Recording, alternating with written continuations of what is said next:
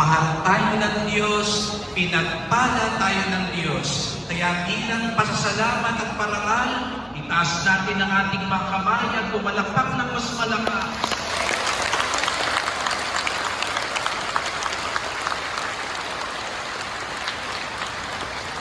We have all been blessed by the Lord, and that is why every time we come here, our prayer is eternal gratitude. Walang hanggang pasasalamat. That is the cry and prayer of every devotee. And as we usher in the new year, as we prepare for our fiesta, that is our offering to the Lord. Sapagkat ang tunay na devoto nagpapasalamat. At ang tunay na pagpapalain ay nagpapasalamat sa Diyos. Kaya sabay-sabay nga nating sabihin, salamat sa Diyos.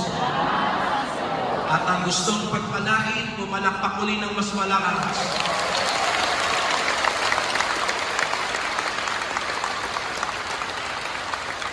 Pangatlong araw pa lang, pero parang fiesta na. It's our third day of our Novena Masses, but it feels like fiesta already because our devotees show such great love and devotion to our dear Jesus Nazareno.